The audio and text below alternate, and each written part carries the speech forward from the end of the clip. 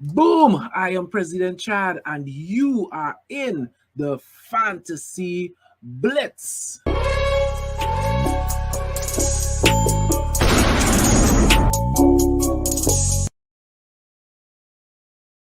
That's right, that's right, that's right. So, as you know, new programming on the United Hour Fantasy Blitz. We're going to have two shows a week. The first show, we're going to be giving you tips, advice, tricks to get maximum points for the upcoming week, which is this week, game week 2. But on the second show, we are going to walk you through, we're going to do team reveals. So whoever is on the program, whether it's me, whether it's Devin, today is Raul, it doesn't matter who's on the program, we're going to show you our team and we're going to talk you through why we went with those players, what moves we made, so just, to give you ideas to help you with your own team. You understand? We don't expect you necessarily to follow us, especially when certain men not having that good of a week, you know what I mean? You might want to follow them men at all, you know what I'm saying? But still, it's always good to see what other players are doing to get some advice and, just to get some ideas in terms of how your own team should progress. So we're going to be starting off with the man, Devin, who's going to be walking us through his team. Devin, before we talk about his team, before you tell us about his team, how much points did you get last week and how much transfers did you make? Last week, I did not do well at all. I only got 40 points. Unfortunately, it was not a good week. I trusted in Harry Kane to do something, and he let me down. I should have known better that Harry Kane starts slow. And you know what? He let a lot of people down. I mean, nobody expected Spurs after scoring 4 goals for Harry Kane not to have any kind of involvement. That's exactly crazy. So, with that being said, this week I decided to take the -4. So we'll start off in goal. I had to choose between Hendo or Robert Sanchez.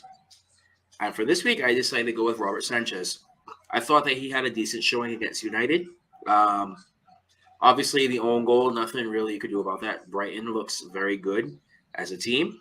My back line, I did not change at all. So I will stick with that. My 2 changes, and I took a -4, where I took Harry Kane out and I had to bring Holland in. Before the price change got too different. But we'll go back to the midfield. For me, we will see Bruno. Bruno from Newcastle. I thought he had a very good breakout season last season, and so I'm like, you know what? Let me take a gamble on him and see what happens now. Son, I still think, even though it's Chelsea, I still think he's gonna show up and it'll be fine. Bowen against Forest. That is going to be, that should be fun. He should be getting some points there. And then I swapped out Sancho for Martinelli. Leicester blew that lead last week versus Brentford. And so, you know what?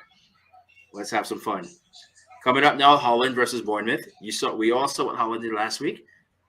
City team, he linked up with them real good. So just now, your changes are you brought in Haaland and you brought in Martinelli.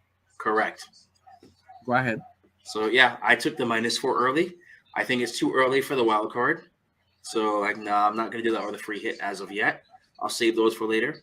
-4 now I could do something because Holland can get double figures in this game, so it'll make up for the -4 versus what I had originally. Ivan Toney, don't be surprised if he scores against United. United are a team and not in confidence, and I'm saying this as a United fan right now. Don't be surprised if he does something. And Gabriel Jesus last week looked real good in his debut for Arsenal. So I'm like, you know what? I'll keep him in. And now the only reason, and going back on my bench now, you're looking with Dino now, and it was a good debate for me between Dino and Robert right now. Antonio may have a game, so we shall see, and also with Bowen as well. And so I was thinking, you know what will be the one out of the 2 who I have who could be the most risk? Like, you know what, bring in Robert Sanchez, solid goalkeeper, solid price, yeah, cool. And then you go from the rest of my line right now. I have a feeling that Janssen may be on the bench versus United. So I was like, let me make sure he's on the bench for that one. Whew, yeah, sorry about that, guys. Cool. What can I say? It's a decent team. Haaland, captain. That's solid. And well, let me bring up my team, which is the exact same team that I had last week. I got 73 points, and I did not make any transfers at all. I am going to be the only change that I'm making from my team is last week I captained Salah, and this week I'm captaining in Haaland, and that's it. I the I'm really concerned about the low. I'm really concerned about the law. The two people on my team that I'm really concerned about right now is Delo and Bailey. Bailey had a good game, but Aston Villa didn't do anything. They didn't score. So in his first game, I'm expecting him to start, and I'm expecting him to hopefully get some kind of fantasy points this week. The law is concerning to me because Manchester United did not look good in their first game, and Brentford is not going to be an easy game. But he's 4.5 million. The defenders that I'm interested in are $5.5 and $6 million. I'm interested in James, for example, and maybe Perisic. So I just decided not to try. I didn't need to make that sacrifice with this team. My team is fairly good. I'm confident with my team.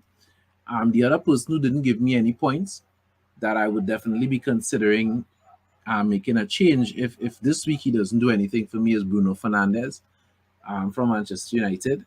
But I'm comfortable with my team. 73 points last week, and I'm looking for over 60 points again this week. So let's see how that goes. Raul, you had a very challenging week. So, this is Devin's team. Mm-hmm. Yes, so here you got 61 points last week, and you actually had a player that didn't play because nobody on your bench played, so there was no substitution. There was nobody to substitute. Hold on. Let me correct that. Let me correct that for you. So in the starting lineup, you had Regulion and Taylor. Oh, okay. So in my bench, I had Mbuemo was the first sub, and then Cucurella. So I don't understand how they sub a player who wasn't playing for another player who wasn't playing. But all right, cool. Well, that's exactly. It's just automatic. So it just came in whether the person made points or not. It came in. So I lost out on points there. No. But considering that you lost out on point 61 is not a bad score. Well, considering, yeah, because I could have had more. If I had, it could have been a bit more. And I was tossing up between De Bruyne and Salah to captain. And I went with De Bruyne because I know he was going to give, and probably I was looking for De Bruyne to score as well. I know he was going to give Haaland at least one goal. Hence, from the get-go, Devin, I ensured that I had that combination of De Bruyne and Haaland in my team, and Salah. So I made sure I had those two because three must have at the start of the season. So basically with this, and well, I went with Shaw because Shaw was giving me points on Newcastle last season. I went back and my gosh, I must say, I am glad I went back with him. Because that rocket he scored from outside the box. Yeah, your team would have looked drastically different if you're minus that 15 points. Terribly.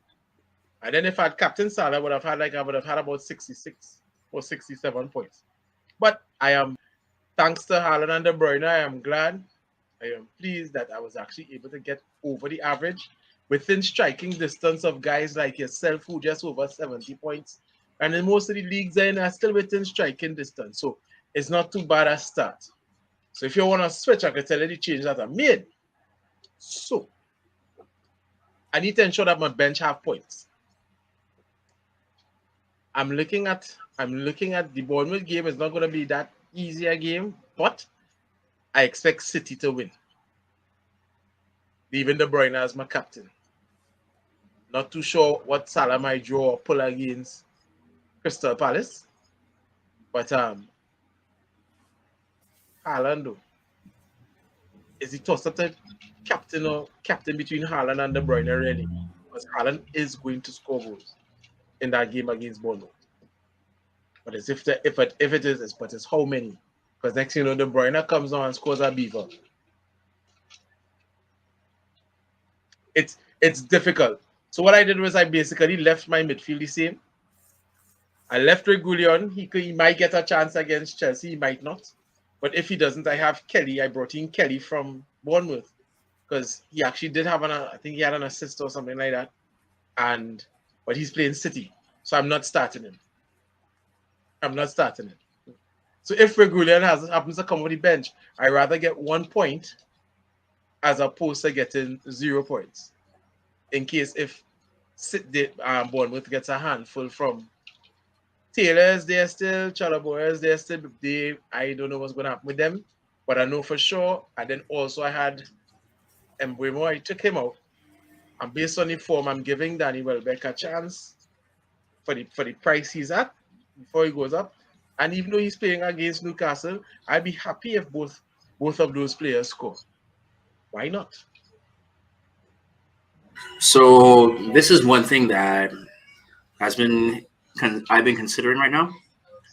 Is it too early for triple captain Haaland against Bournemouth, you think? That is a very good question. It is a very good question.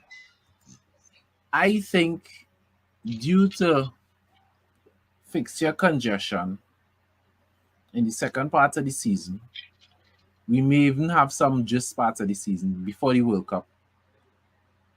They are good. Liverpool and or City are going to have a double game week at some point in time. Whenever that happens, that is when you want to play a triple captain either against on Salah or on Haaland if both of those men are fit and playing. Right now, I'm not considering triple captaining at all. Triple captain. A lot of people who are ahead of me right now play the triple captain, or they had Zinchenko on the team. Mm-hmm. But I mean, it's a risk. Yep. The question is, would I take that risk, or would I advise somebody to take that risk on Haaland this week? No. Yes, I know Bournemouth is a promoted team, but no. There are certain teams City tend to give a lot of goals. We don't know if Bournemouth going to be one of them. Correct. You know, there are certain teams City does regularly score like about 4. But 2 or 3 seasons ago, Southampton, for example, if it is City playing Southampton, maybe because Southampton does eat a lot of goals from City, but we don't know what Bournemouth going to do. But yet, when Southampton come to play United, they play like Real Madrid. Don't talk about that now. You talk about fantasy football. I mean, don't sour my evening. Talking about United. But Devin, to answer you, as Chad was saying, hold on to that triple captain. The multiple game weeks, especially when you could see who is in form, would work with that triple captain. And I will go back. I said it in the first show I was on, and I'll say it in the show again. When I triple captain Coutinho, when he came back into that, that's what brought me back to life after having a 26-point game week. I had back-to-back century plus weeks from that. See, last season was my first season playing fantasy, like for real. Right. Week 1, I triple captain Bruno. You started off with a bang. And I was like, with a bang last season. Yeah. And I thought it was like, I got this. And then it was real slow sailing. I had to learn the ropes after that. A couple of weeks, I was real like, what are you doing? Yeah, but actually, I had a decent finish at the end of the season, so it was something I was thinking about. Like, you never know. But No, I yeah, mean, I didn't use it as you saw. It was just a thought because you never know. no, yeah, I mean, it's nice the fact that this is your second season because there are people at different levels on the learning curve, Mhm. right? This is my 8th season This is my playing sixth. fantasy, so a lot of experience Hence on the my team name side, will give it here. So as far as captaincy goes, people, Haaland is the man that you want to captain. Raul went with something a little different in terms of the Kevin De Bruyne. Yeah. And if you have It's a, Salah it's and a you don't toss-up. have Haaland, I know most of you all would have Haaland by now. But if you don't have Haaland, then the next best bet would be Salah. Right? Salah is always a decent bet. He always seems to get fantasy points somehow. Because the truth is, Liverpool didn't have a good game and he didn't have a good game. Still end up with 12 points in week 1. So Salah is always a safe bet. But I am Chad, telling you all, I don't expect Spurs, I don't expect Son and Kane to continue to be in the doghouse. So if you have those players and you kept them, don't panic. They will give you all returns. If not this game against Chelsea, definitely in the next game. So don't panic if you have those two players. Was that right? I was going to tell you, my challenges is a pity. I have a captain, a vice captain, and a vice captain. Yeah. You have Kevin De Bruyne, Haaland, and Salah. Haaland. So You any have one of that triangle there. those are all good players to captain in this game. I just really hope lightning strikes twice in terms of Haaland because we all know Pep Guardiola is notorious in fantasy football for making changes. But the fact that Bernardo Silva is still questionable, whether he going to Barcelona or not, the fact that there is no Sterling, I am hoping that at least as far as Haaland starting, that Pep is going to behave himself because it'll be very annoying if Haaland will start and come off the bench for garbage minutes. You know what I mean? Considering that he's my captain. So there we go, folks. Like, subscribe to the channel if you haven't as yet, and put your team in the comments. You know the way till the game week finish and you have a good score. Be brave. We've shown you our teams. Put your teams in the comments. And any questions that you have for the Fantasy Blitz team, put it in the comments and we will get to those questions. So, this is the Fantasy Blitz. Logging out. Support the United Hour. Click that like button and subscribe.